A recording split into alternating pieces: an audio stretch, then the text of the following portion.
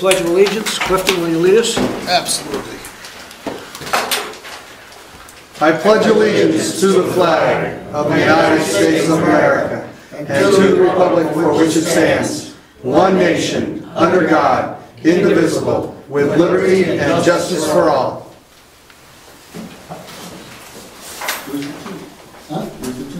Yeah, we're all... There we go. There we go. We were waiting for it. Okay. Thank you, ladies and gentlemen. Do we have any public comments? Rob. I'm Rob Collins, 260 Stone Road, and I gave a copy of this letter to the selectmen. I'd like to read it. Selectmen, I would like to take a couple of minutes to provide you some feedback on the performance of the road agent. Irene brought heavy rains, high winds, and downed trees and branches. A tree from my neighbor's property fell across Stone Road, taking down the utility lines. Somehow, Eddie was on scene by the time I got my coat on and walked down my driveway to assess the situation. While my wife was waiting to get through to the power people, I was able to reach Eddie on his cell phone, and he told me he'd already reported the issue via his official channels. I didn't realize that he was already there. A team in a Wakefield forestry truck put some yellow tape across the road. The yellow tape and a large tree in the road were easily visible during daylight, but as night fell and traffic increased, there was a serious safety issue. Since the paving was completed on Stone Road, people now hit the gas when they get to my house because they know they are approaching a stretch of smooth road. After the third car screeched to a halt in front of our house, we called Eddie, I left a voicemail, and the Wakefield Police Department. Within a few minutes, Eddie brought cones and a large road closed sign and set them up well before the danger zone, and the Wakefield PD put up one cone in front of our house. I think I spoke with Eddie 3 times related to this incident, and each time he was knowledgeable, courteous, and professional. His actions were prompt and exactly appropriate to the situation required. From what I could see, Eddie did a great job. Thanks, Rob. Any other public comments? Mr. Chairman, Greg. I have some comments to make regarding the bid sale of the town equipment. I didn't know when it would be appropriate to make those comments. Probably before we do the open the bids, which is coming up shortly. Okay. Now? Public comments. I have, Okay. I want to do something else before we get into that. Okay. I had some people make comments to me that I need to sort of bring before the board, Okay. and from different sources. Well, actually it's down to one now. One of them, it was regard to the yard sale that takes place on 109 at the Brookfield Town Line. I've had a number of people in town, and Wakefield people, complain to me as far as the signage. They were very offended at all sorts of signs up and down the road and everything else about the parking situation. And I had somebody from Wakefield very upset because they have a limit on the number of yard sales you can have a year. I think it's 1. And Brookfield has, people have them out, you know, continually. And I don't know, I just said I would bring it before the board, and I'm assuming it's some of it's a state highway issue as far as the signage, but I just wanted to bring that forward. The signage in Brookfield, I think it allows a 3-foot by 3-foot sign, which his signs seem to be about that size, give or take a little. I didn't measure them. I have also talked to the police chief about the fact he has this sale on Memorial Day and Labor Day. He has about 3 or 4 a year. I think that's it. He's not every week. No, he actually had 4 this year. 3 so far. No, he's had 4 this year. And if we're going to discuss this, I need to recuse myself because either I or my son have participated this year in those sales. So at this point, I would like to recuse myself from board discussion if this is going forward anywhere.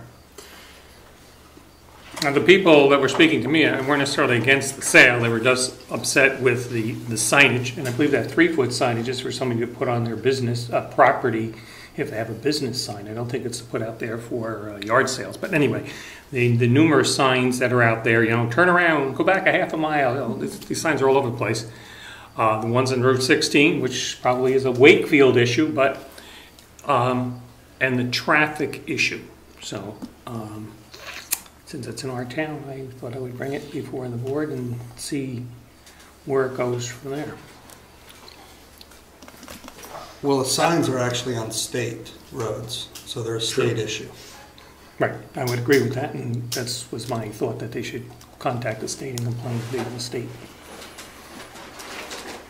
So where would you like it to go from there? No, I just want to make a comment that people made a concern, and I have an obligation as far as the traffic. Okay, and I would just pass on that the issue of the traffic has come up before, and we've talked to the police chief about it, and he didn't really have any solution other than the fact they would have the officers keep an eye on it and make sure that there were no unsafe situations developing. The only way I could describe it. Okay, that's fine. Mr. Comeau, and Doug, it's Is time. the person that complained about the signs here to defend their side? The individuals that complained? No.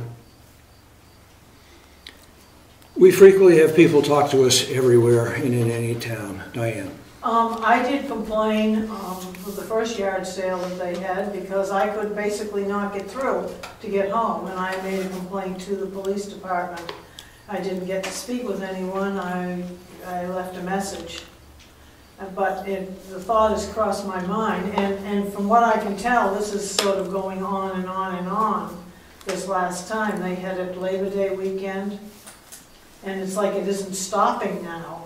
When I just came over here today, there were a bunch of people out milling around in the yard and looking at stuff, so it's sort of become, now's going on like almost the third week of it running all the time. But the thought that crossed my mind is, couldn't we do something about requiring off-road parking? Because I remember when we had, you know, and this was for the town, when we had the big thing at the at David's farm. That was a big deal. We had to have off-road parking. We had to have police there. It almost seems like that's. And he does own enough land down back on that road that goes into the water district. It seems like for everybody's benefit, if they wanted to have it, he should be able to do something as far as off-road parking goes. I don't know, but I would think he would want to, let's put it that way. Okay. We had the issue of every weekend sales has come up in the past, and we've told people they can't do that. So the issue of how many he can have, but I'm waiting on Andrew right now. He hasn't been open for several weeks. He was open Labor Day. The stuff was stayed out. He was open last weekend, and the people who are there now are actually the people cleaning up and hauling the stuff off, so he doesn't have to put it away. They're getting rid of it. As far as the parking, I think you'll find, and I don't know for sure, but I think you'll find the difference between our function down there versus a yard sale is, the thought is, people for yard sales are going to be coming, spending a few minutes, and then leaving, whereas down there they're going to be there a while, so they didn't want all those cars parked permanently on the side of the road. Okay. Clifton. The yard sale thing that came up, I think it was 2 years ago or 3 years ago, Was down Governor's Road. was down on Governor's Road, and they were open every weekend. And because our zoning ordinances do not forbid them, they are allowed to have a yard sale as often as they want to have it, as long as it's not a continuous business and they're not open 7 days a week. At that point, they're a business and they have to have adequate off-road parking. Yeah. And also, just for the record, I have talked to Mike Anderson. He's the one that's putting on this sale. And I have specifically asked him that we try not to do every weekend sales, special holidays and stuff like that. 3 or 4 a year, that's fine. And he does require people to pull all the way off the road because the police department will ticket the vehicles if they're parked on the highway. Okay, good. Anyone else on that particular issue? Very much. Well, It's a very tight section of road there, I will agree with that. you're darn right, but most of them are right halfway out of the travel line. I'm surprised that the state lets them do it. It does get pretty scary at times. You You're coming up don't with know. that knoll, all of a sudden Most of them someone's are on stepping both out sides the of the road. road. You know, there's hardly any room to go by. I can understand someone thinking outside the box, trying to generate, a revenue of some sort, especially in today's economy. But, there should be a point where, at one point, like you were saying, 7 days a week, then it's considered a business. So, each weekend, I would say almost constitutes a business. But if it is just a few times a year, that's a different matter. Like I said, I've spoken to him about doing maybe 3 or 4 a year, but probably no more than that. And so far, he's been in compliance with that. Rob? So I'm fairly familiar with our zoning, and I think it would be not unreasonable to consider this a home occupation, which would be allowed. But I think that the home occupation, whether 7 days a week or 1 day a week or 1 day a month, I think it's still probably if it falls anywhere, it falls under home occupation. I personally think that it should be allowed.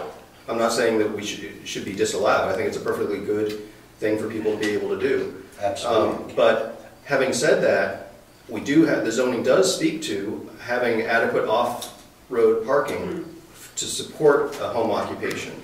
And I think that if there were plenty of room, I wouldn't, next to the road, if it was a nice wide, road, easy to see, I wouldn't be concerned. I don't go down there that often because of where I live, but I'm hearing a bunch of people saying, hey, this is a little scary. Diana couldn't get to her house. To me, that's concerning. If she can't get there, how's an emergency vehicle going to get there? I think that it may be something that, I'm not proposing shutting them down, just maybe find a different way of handling the parking situation. I would certainly be happier if we could come up with a better parking arrangement. Even if they could move the yard sale further into the yard and have more roadside space. Well, I say he has plenty of room to park. I mean, and I would think that the Salmonville Water District would be opposed to him going down having people go down that road and park in the back area. Nice flat field. Mr. Kent? That's all fine and dandy when you're talking about Mike Anderson and his usually twice a year yard sale. This is, I think, his 8th year of doing it. Oh, Eddie's not here to confirm, but he's been doing it about 8 years. But what about the rest of the people who have yard sales that don't have a big backyard to park in, and people are going to pull off to the side of the road to park to go to those yard sales? You require it for one, you got to require it from all. This town has always been fair and just for everyone. That's the way it should be.